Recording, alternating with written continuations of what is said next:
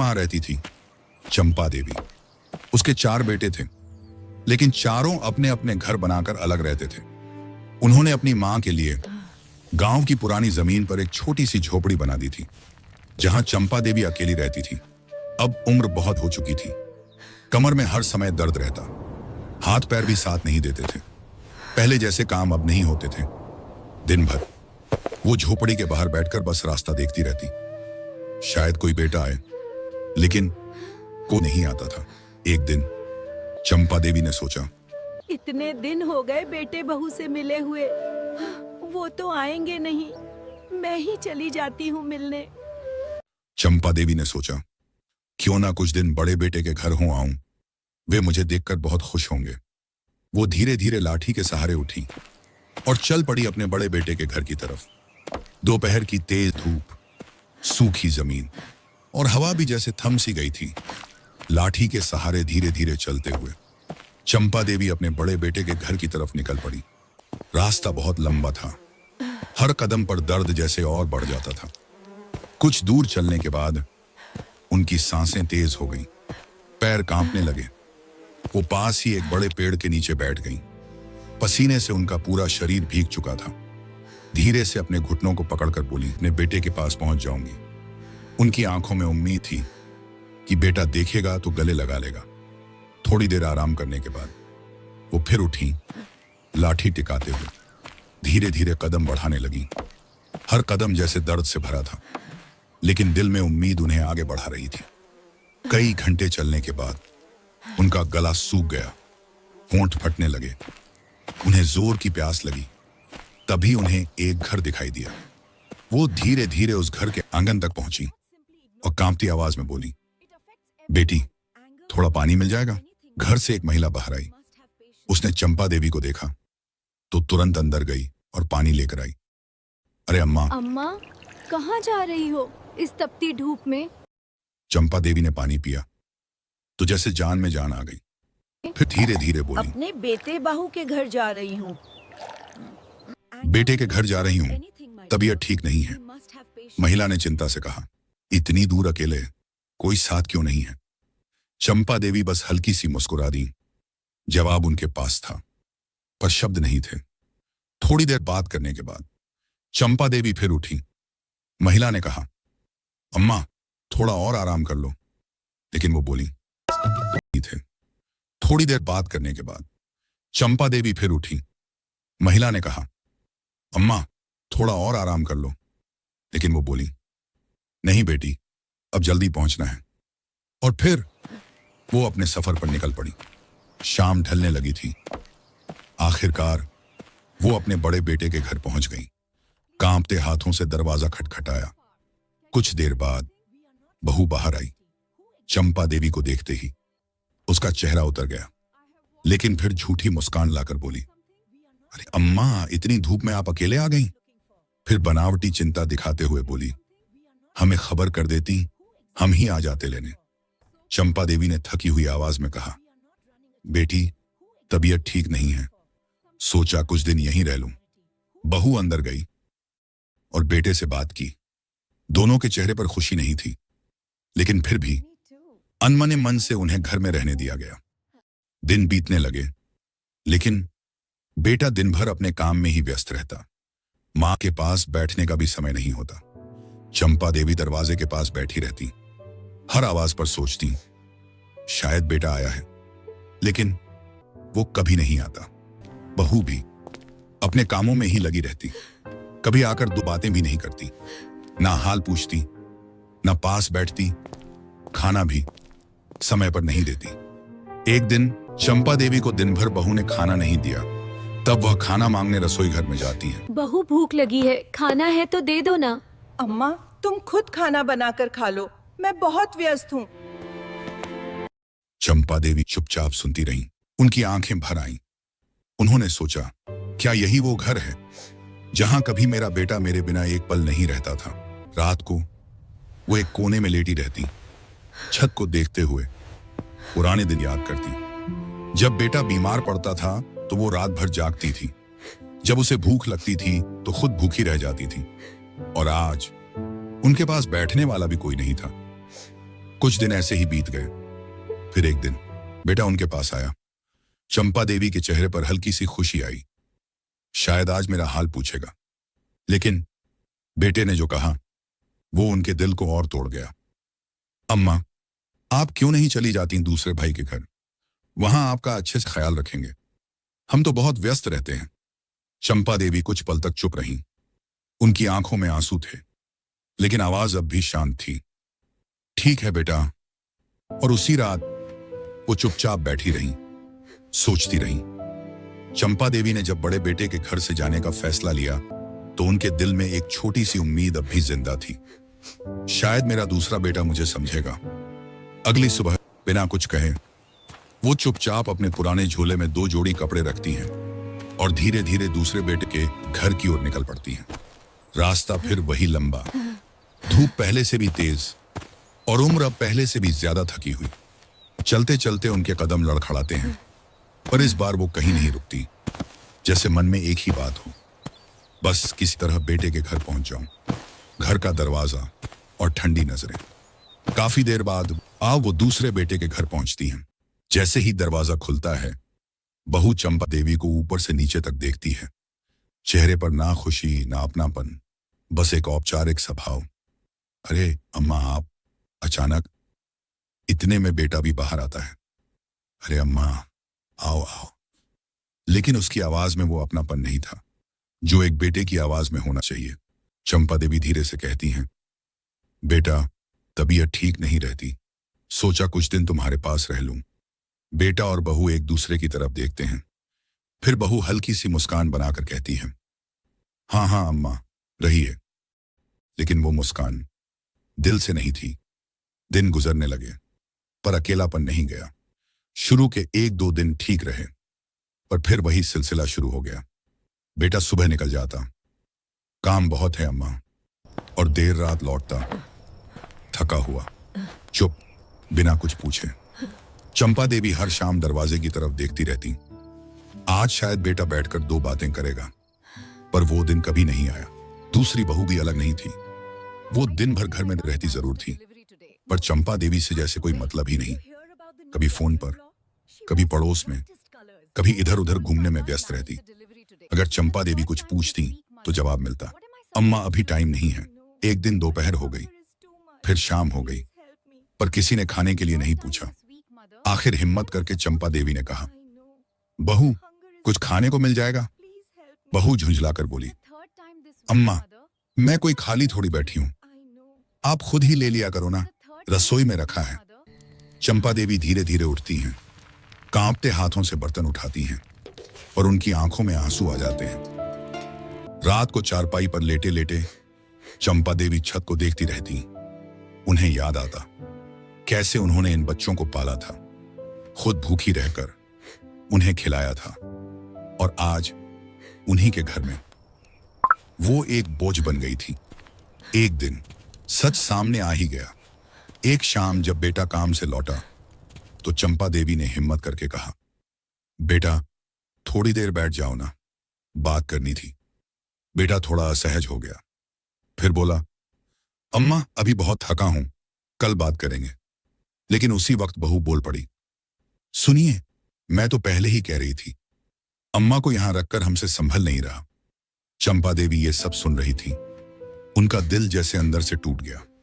बेटे की वो बात जिसने सब खत्म कर दिया।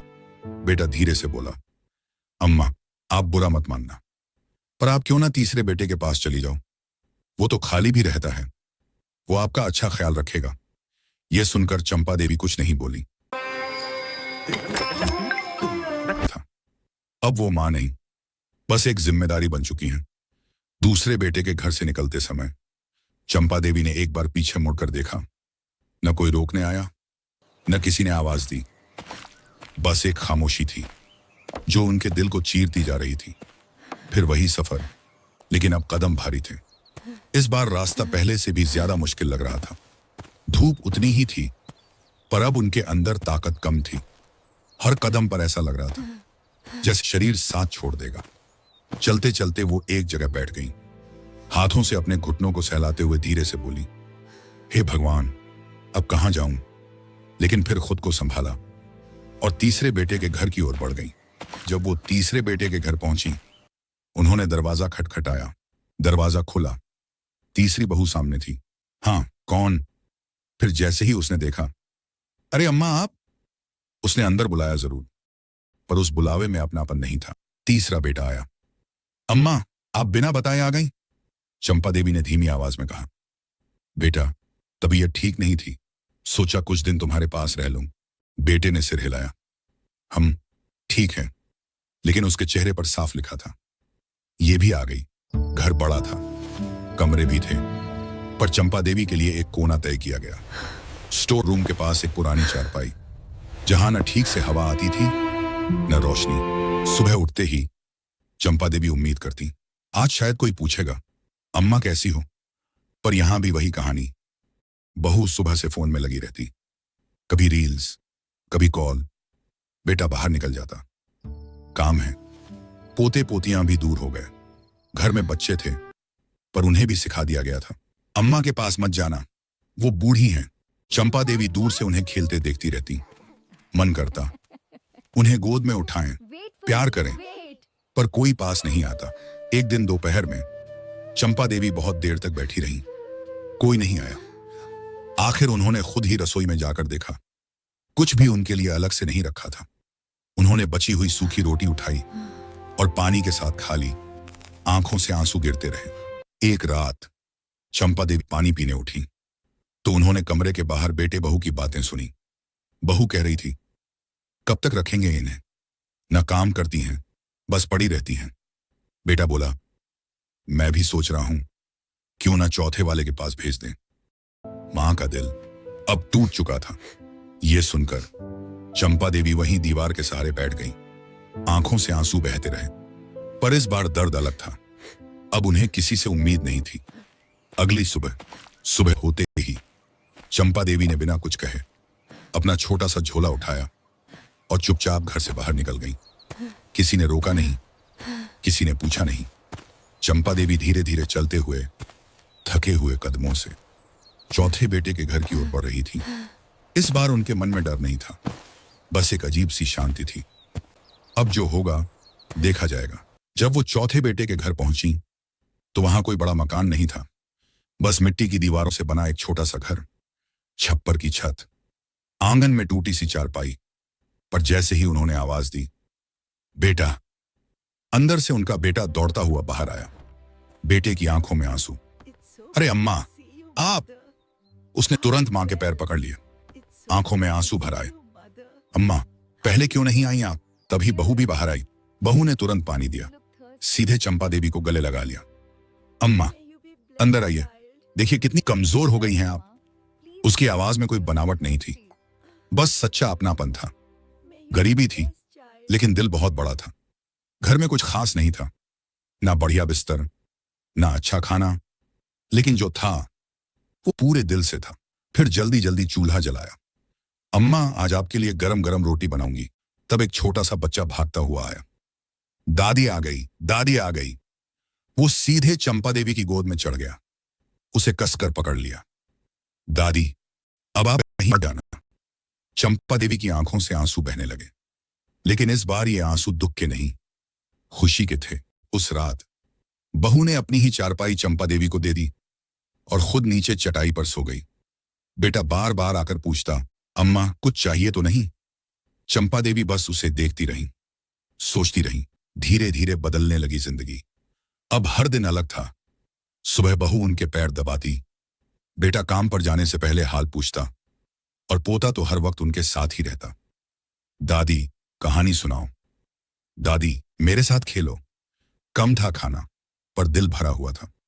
कई बार घर में सिर्फ एक समय का ही खाना होता तो बहू चुपचाप कह देती, अम्मा मेरा पेट भर गया, आप खा लीजिए। लेकिन चंपा देवी समझ जाती थी और आधा खाना पोते को दे देती, आधा खुद खाती। मां का दिल अब शांत था। अब चंपा देवी के चेहरे पर फिर से मुस्कान आने लगी थी। उन्होंने मन ही मन कहा, भगवान तूने सब कुछ नहीं दिया, पर जो दिया वो सबसे अनमोल है। चंपा देवी अब अपने छोटे बेटे और बहू के साथ खुशी खुशी रहने लगी थी। समय धीरे धीरे बीतता गया, साल गुजर गए। लेकिन उम्र ने अब अपना असर दिखाना शुरू कर दिया था। अब शरीर थक चुका था। एक दिन चंपा देवी बिस्तर से उठ ही नहीं पाई। अब वो पूरी तरह बिस्तर पकड़ चुकी थी। चलना फिरना भी मुश्किल हो गया था। बहू दिन रात उनकी सेवा करती। बेटा काम से लौटकर सबसे पहले मां के पास बैठता और उनका पोता अब बड़ा हो चुका था, लेकिन आज भी दादी का हाथ पकड़कर बैठता था। एक दिन आखिर बात, उस रात चंपा देवी ने धीमी आवाज में कहा, बेटा जरा पास आओ। बेटा और बहू दोनों घबराकर उनके पास बैठ गए। चंपा देवी मुस्कुराई, पर आंखों में एक अजीब सी शांति थी। बेटा, अब मेरे जाने का समय आ गया है। घर में सन्नाटा और आंसू। ये सुनते ही बेटा और बहू दोनों फूट फूट कर रोने लगे। मां, ऐसा मत कहो, हमें कुछ नहीं चाहिए, बस आप हमारे साथ रहो। बहू उनके पैर पकड़कर रोने लगी। अम्मा, आप हमें छोड़कर मत जाओ। चंपा देवी ने उनके सिर पर हाथ रखा, धीरे से बोली, मेरे 4 बेटे हैं, फिर भी इस बुढ़ापे में मैं अकेली हो गई थी। उनकी आंखों से आंसू बहने लगे। मैं सबके लिए बोझ बन गई थी, लेकिन तुम दोनों ने मुझे मां समझकर रखा। मैं तुम दोनों को कुछ देना चाहती हूं। बेटा तुरंत बोला, मां, हमें कुछ नहीं चाहिए, आप ही हमारे लिए सब कुछ हो। चंपा देवी हल्के से मुस्कुराई। बेटा, मेरे जाने के बाद तुम्हारे पास मेरी कोई निशानी तो होनी चाहिए, उन्होंने धीरे धीरे कहा। उस पुरानी जमीन पर जहां मेरी झोपड़ी है, घर के कोने में जमीन खोदना, वहां एक पुराना संदूक है। बेटा और बहू चौंक गए। उस संदूक में हमारे पुरखों के सोने के सिक्के, कुछ गहने और मेरी सारी जमा पूंजी है। मैंने उसे सालों से छुपा कर रखा। मैं तुम 4 बेटों की परीक्षा ले रही थी, देखना चाहती थी कौन सच में मेरा अपना है। और बेटा, इस परीक्षा में तुम पास हो गए। अब तुम दोनों अच्छे से अपनी जिंदगी जीना, कभी किसी गरीब को खाली हाथ मत लौटाना, और हमेशा साथ रहना। मां चली गई, लेकिन प्यार छोड़ गई। इतना कहकर चंपा देवी की आंखें धीरे धीरे बंद हो गईं। चेहरे पर सुकून था, जैसे उन्हें सब मिल गया हो। अगले दिन बेटा और बहू पुराने घर गए, कांपते हाथों से जमीन खोदी, और सच में उन्हें वही संदूक मिला। जब खोला तो अंदर सोने के सिक्के, गहने, सब कुछ था। लेकिन सबसे बड़ा खजाना क्या था? बेटे की आंखों से आंसू बहने लगे। ये दौलत नहीं, ये मां का प्यार है। आगे क्या हुआ? उन्होंने उस धन से अपना छोटा सा घर ठीक किया, पोते की पढ़ाई करवाई, और सबसे बड़ी बात, गांव के गरीब लोगों की मदद शुरू कर दी। दूसरे बेटों को जब पता चला तो वो भी दौड़े दौड़े आए, लेकिन अब बहुत देर हो चुकी थी। उन्हें पछतावा हुआ। पर मां बाप बोझ नहीं होते, वो हमारी सबसे बड़ी दौलत होते हैं। जो उनका साथ देता है, उसे जिंदगी भी साथ देती है। दोस्तों, कैसी लगी कहानी आपको? एक प्यार भरा फीडबैक जरूर देना, और चैनल पर नए हो तो हमारे चैनल पिक्कू की